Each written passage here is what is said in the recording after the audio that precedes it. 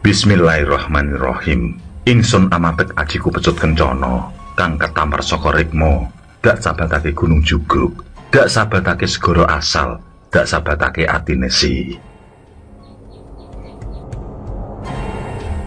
Sida eden kayungyon aku, rina wengi lingrung wuyung, tansah kekatonan aku, saka kersaning Allah. Wa alqaitu alaika mahabbatan minni. Pelet tepuk bantal.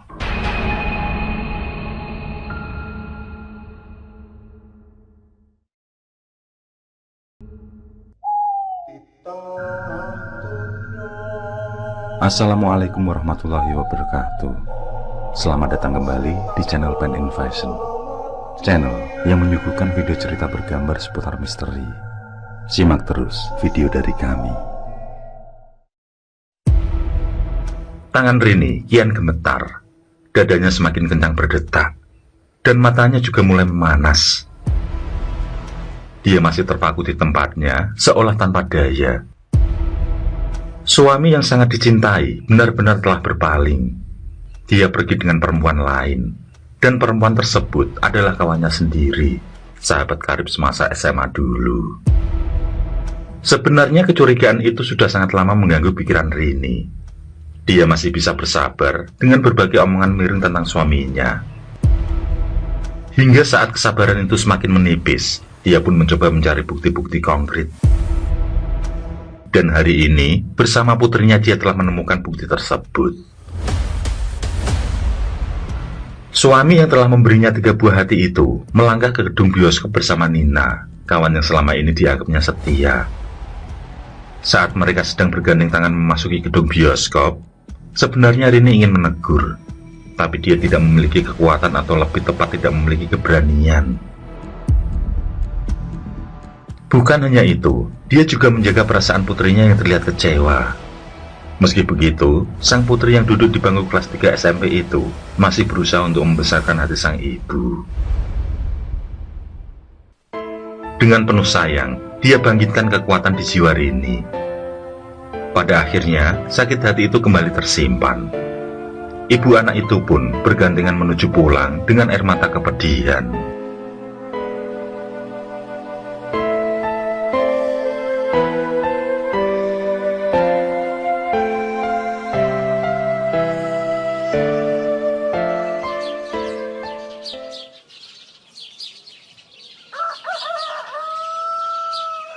Ketika ayam berkokok kesekian kali, barulah Herman pulang ke rumah.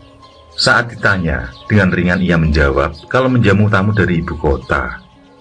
Tanpa bertele-tele, Rini mengatakan kalau ia dan Resti melihatnya berada di bioskop bersama Nina. Ucapan dengan nada gemetar itu tidak membuat Herman gentar. Ia tampak tenang sambil merebahkan badan.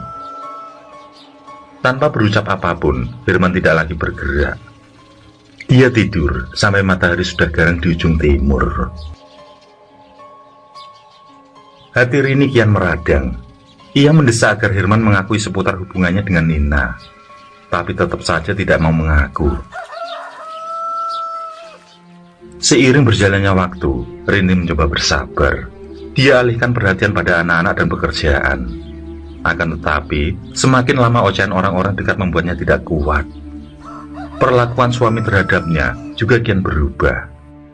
Kasih sayang yang dulu terasa sempurna semakin hilang sama sekali. Itu pula yang dilakukan Herman pada anak-anaknya. Perhatian yang dulu hangat serasa sumbang dan semakin hilang. Untuk menyelesaikan permasalahan yang kian menyakiti hatinya, Rini memutuskan ke rumah Nina. Dia menanyakan tentang apa yang terjadi pada kawannya itu hingga tega merebut suaminya. Dengan terang-terangan, Nina mengakui kalau hubungannya dengan Herman sudah berjalan jauh. Mereka terlibat asmara ketika sama-sama berada di luar kota. Yang kala itu Rini masih memiliki 2 anak. Dan hubungan itu kembali berlanjut saat Nina dipindah tugaskan di sini. Meskipun Nina meminta maaf karena cinta yang dirasakannya pada Herman sangat kuat, tapi Rini keluar dengan penuh amarah dan air mata kesedihan. Dia tidak percaya lagi pada kawannya itu, dan berucap tidak akan memberinya maaf sampai kapanpun. Pengakuan Nina membuat hati Rini dikuasai emosi. Pertengkaran dengan suaminya pun kian beruntun. Firman yang mulai jarang pulang menambah pertikaian semakin memuncak, hingga akhirnya sampailah di pengadilan dan mereka pun bercerai. 3 anak diputuskan hak asuhnya pada Rini. Setelah itu, tanpa rasa malu sedikit pun, Firman menikah dengan Nina.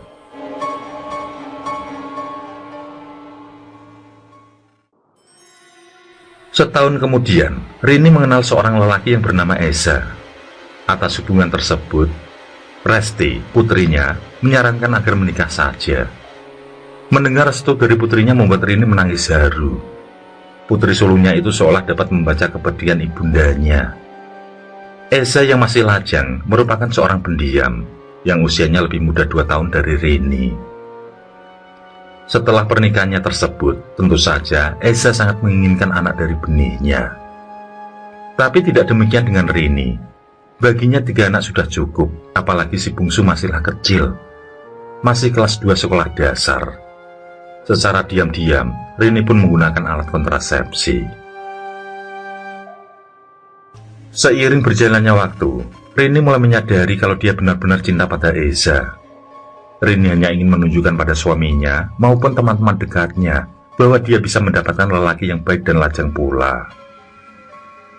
Namun untuk memutuskan hubungan yang terlanjur resmi, rasanya sangatlah berat.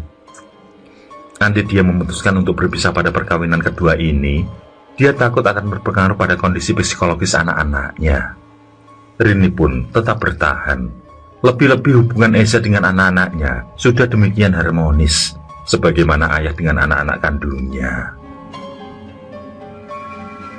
Tanpa terasa, hampir 3 tahun biduk rumah tangga Rini dan Eza sudah terlewati. Tidak nampak ada kecurigaan tentang KB yang dilakukan Rini. Eza tidak pernah membahas akan hal itu. Hingga datanglah hari yang tidak terduga. Pertemuan Rini dengan Herman secara tidak sengaja di sebuah pertokoan menumbuhkan kembali benih cinta yang masih utuh. Tidak dipungkiri, kerinduan Rini akan cinta kasih seakan terobati. Apalagi tatapan mata Herman juga sangat teduh. Semenjak hari itu, wajah Herman terus membayang dalam setiap waktu. Memang selama ini, Herman hanya beberapa kali saja menemui anak-anaknya. Itu pun kebetulan kalau Rini sedang tidak di rumah. Tapi meskipun begitu, Herman masih menunjukkan tanggung jawab pada ketiga anaknya. Walaupun tidak terlalu sering, dia masih berkirim uang untuk kebutuhan mereka. Hari-hari menjadi siksaan bagi Rini. Cinta yang belum padam pada mantan suaminya membuatnya terjebak kembali dalam nostalgia kenangan. Semakin hari semakin membuatnya tersiksa. Sosok Eza pun tersingkir. Meski sudah mencoba sekuat tenaga mencintai suami resminya, tapi kenyataan tidaklah seperti harapan.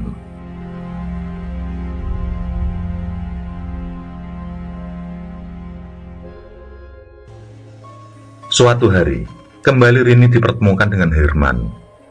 Tapi kali ini, Herman sedang bersama Nina yang menggendong putri mereka.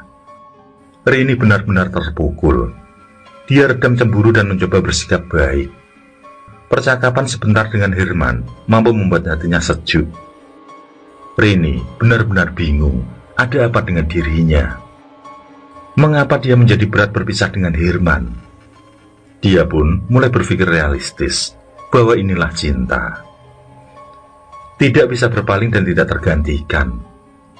Memang, perjalanan asmaranya dengan Herman dulu sangatlah romantis.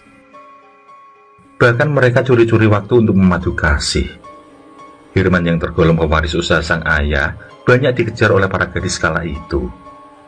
Tapi hanya Rini yang mampu membuatnya terjungkal dengan ganasnya api asmara. Selama berpacaran lebih dari 2 tahun, Herman merupakan sosok yang penuh kejutan dan sosok yang setia. Hal itulah yang mungkin membuat Rini tidak mampu melupakan begitu saja mantan suaminya itu.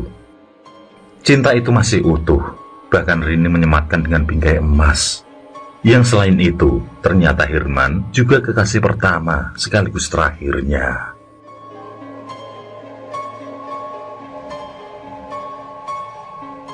Merasa ada kesempatan, Rini mencoba terus berhubungan dengan Herman. Tapi anggapannya keliru. Herman disibukkan dengan pekerjaan dan juga dengan berbagai masalah keluarga besarnya. Hal itu pun membuat Rini semakin tersiksa akan kerinduan. Secara diam-diam, dia mencari tahu tentang cara memikat seseorang dari salah satu kawan karibnya. Banyak usulan yang diberikan, mulai dari pasang susu, menggunakan asimat pengasian, dan juga mengamalkan ajian pelet. Hati nurani yang diselimuti kabut pekat membuat Rini mengajak kawannya ke rumah orang pintar. Tentu saja yang dikenal ahli dalam hal ilmu pemikat. Dari orang pintar yang bernama Nyi Kedasih, Rini diberitahu bahwa Nina memiliki satu barang mustika pemikat. Barang bertuah itulah yang dipakai untuk memikat Hirman. Penjelasan itu membuat Rini tidak habis pikir sama sekali. Benar-benar kecewa dia dengan Nina. Orang pintar itu pun memenuhi permintaan Rini agar menghilangkan benda bertuah tersebut secara jarak jauh.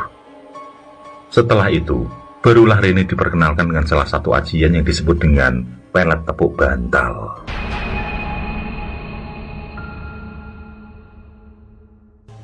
Sebuah ajian pemikat yang sederhana dan mudah penggunaannya. Selain itu, tidak ada efek yang ditimbulkan, juga tidak ada pantangan khusus. Setelah dilakukan ritual pembaiatan serta penyaluran transfer energi, Rini diberitahu satu mantra yang harus diamalkan ketika hendak tidur. Amalan tersebut dibaca 7 kali sebelum tidur sambil menahan nafas. Dilanjutkan dengan menepuk bantal yang akan digunakan tidur sebanyak 3 kali sambil menyebut namanya. Ilmu ini diyakini membuat sukma target dengan sukma pengamal saling bertemu di alam mimpi saat keduanya tidur. Seseorang yang dalam keadaan tidur bisa dikatakan memiliki pertahanan yang lemah. Maka saat pertahanan sukma seseorang ini lemah, lewat alam bawah sadar bisa dimasukkan dan dipengaruhi dengan membacakan doa pelet tepuk bantal. Ketika sadar, maka akan terpengaruh secara perlahan. Jika benar-benar menguasai ilmu pelet ini, maka bisa dengan mudah mengajak si target bersetubuh dalam mimpi. Rini yang paham betul kapan mantan suaminya tidur, mengamalkan mantra tersebut dengan waktu yang tepat. Seminggu kemudian, usahanya membuahkan hasil. Pertemuan demi pertemuan dengan Hirman membuat mereka dekat kembali. Rini pun merasa puas, karena Hirman sudah berkeluh kesah tentang kondisi rumah tangganya, yang sedang tidak baik. Jiwa Rini yang rapuh tidak dapat disembunyikan. Cinta yang tulus kembali subur, dia persembahkan pada Hirman. Dan dia pun tidak mampu menghindari perselingkuhan yang seharusnya tidak terjadi. Rini kembali menangis ketika Hirman kembali menyentuhnya untuk yang pertama kali. Begitupun dengan Hirman, yang menitikkan air mata sembari menyesali kesalahannya yang dulu. Meskipun begitu, Rini tidak ingin jika rumah tangganya berantakan. Dia sadar telah membuat kesalahan besar. Dia telah mengkhianati Esa yang setia. Dia juga mengabaikan keinginannya untuk memiliki buah hati. Kini perselingkuhan telah terjadi. Ingin rasanya Rini bersatu kembali dengan Hirman. Sebenarnya, tidaklah sulit mencari alasan untuk itu, tapi tetap saja ada anak-anak yang menjadi pertimbangan. Pada akhirnya, Eza pun menaruh curiga pada Rini. Perubahan sikap membuat hatinya terombang-ambing. Lelaki pendiam itu yakin betul jika istrinya telah berkhianat. Dan meski tidak tahu siapa sosok yang dicurigai, namun Eza bersikap jantan dan berucap, "Kalau hubungan ini kita pertahankan, hatimu akan semakin sakit. Aku tahu, kamu tidak bersungguh-sungguh menyintaiku. Janganlah membohongi dirimu sendiri, Rin. Kalau memang kita harus berpisah, mengapa dipaksakan untuk tetap bersatu?" Rini menangis mendengar ungkapan Eza. Dan hampir setiap malam, Esa yang tidak nyaman selalu mengungkapkan keinginannya untuk berpisah. Alasannya tetap sama, dia tidak ingin membuat Rini tertekan dengan mempertahankan hubungan tanpa cinta. Semakin lama, mereka pun tidak dapat menghindari pertengkaran yang mulai muncul. Kecurigaan Esa semakin kental, dan perselingkuhan Rini dengan mantan suaminya juga terus berlanjut. Puncaknya, perceraian pun terjadi. Resti menangis melihat ibunya kembali menjadi orang tua tunggal. Namun dia mampu menerima keadaan saat ibunya beralasan kalau Esa mengharap anak dari Rini, sedangkan Rini tidak kunjung hamil. Semenjak perceraian kedua tersebut, Hubungan Rini dengan Herman semakin dekat. Herman juga sering berkunjung ke rumah, bahkan kerap memanfaatkan liburan keluar kota bersama anak-anak. Sepintas mereka seperti keluarga utuh. Tanggung jawab Herman telah dipenuhi. Dia juga membelikan sebuah mobil bagi Rini demi untuk mengantar anak-anak ke sekolah.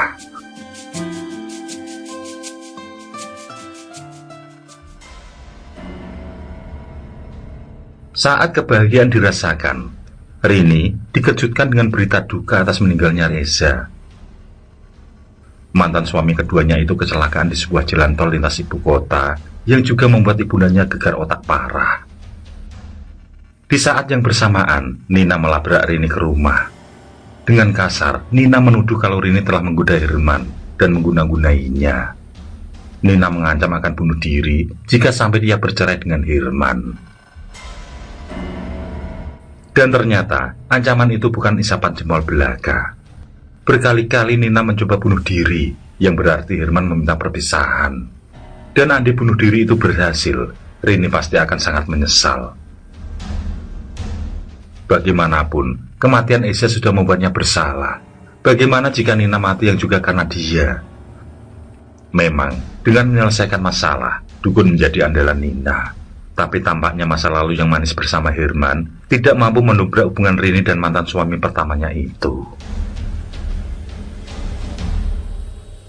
Kini yang dilakukan Rini adalah menyiram bara asmara bersama Herman. Dia harus menerima takdir bahwa sudah saatnya merelakan Herman untuk menjauh. Tapi sekali lagi, Herman adalah ayah dari anak-anaknya. Bagaimana bisa dia menghindar dari kenyataan tersebut? Ditambah lagi, jika dalam seminggu saja tidak berjumpa, ajian pelet tepuk bantal membuatnya bermimpi berhubungan badan dengan Herman, meskipun tidak dirapal. Yang tentu hal itu juga dirasakan Herman.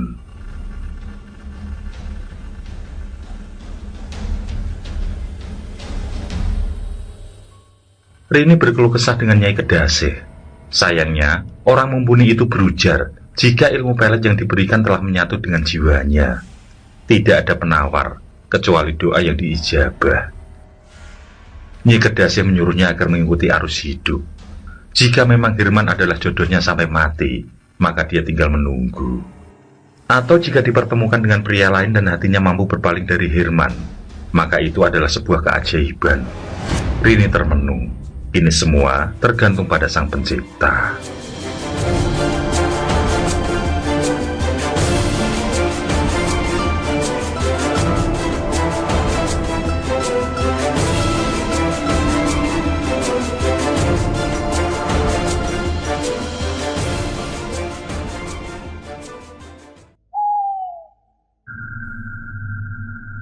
Oke, terima kasih.